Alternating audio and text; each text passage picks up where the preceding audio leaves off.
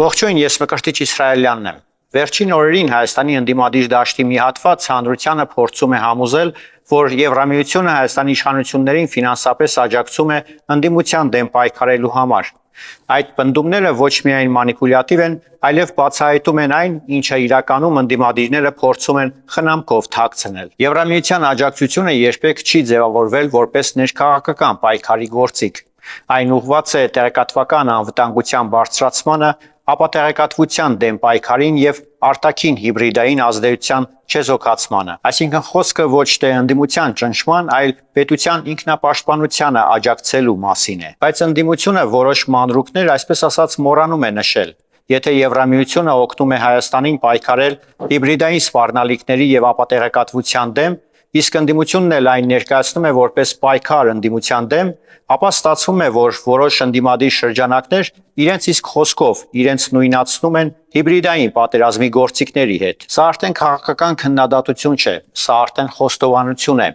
որովհետև եթե ձեր քաղաքական գործունեությունը խոցվում է ապատեղեկատվության դեմ պայքարի միջոցներով, ապա այստեղ խնդիրը ոչ թե միջոցներն են, այլ ձեր գործելավոճը։ Երբ փաստերի ստուգումը, կեղծ լուրերի բացահայտումը եւ համակարգված ապատեղեկատվության տարածման չեզոքացումը ընկալվում է որպես հարձակում ընդդիմության վրա,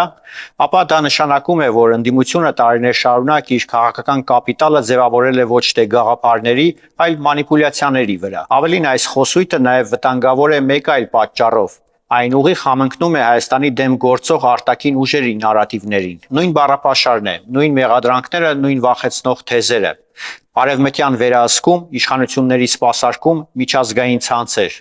Սա արդեն քաղաքական պատահականություն չէ, սա արդեն քաղաքական ընտրություն է։ Երբ ընդդիմադիր գործիչը չի կարող կամ չի ուզում տարբերել պետության անվտանգությունն իր անձնական եւ նեղ խմբային շահերից, նա դադարում է լինել իշխանությանը քննադատող ուժ եւ սկսում է գործել պետության դիմադրողականությունը թուլացնողի դիրքերից։ Այսօր Հայաստանի կարևոր խնդիրներից մեկն այն ընդդիմությունն է, որը սեփական ապատեղեկատվական գործունեությունը ներկայացնում է որպես քաղաքական պայքար, իսկ այդ գործունեության դեմ կատարվող պաշտպանական քայլերը ներկայացնում է որպես բռնաճնշումներ։ Սա արդեն ոչ թե ընդդիմություն-իշխանություն հակադրություն է, այլ ավելի շատ պարզ հարց. ով է կանգնած հայկական պետականության դիմադրողականության կողմում եւ ով դրա դեմ։ Ես Մկրտիչ Իսրայելյանն եմ, առայժմ։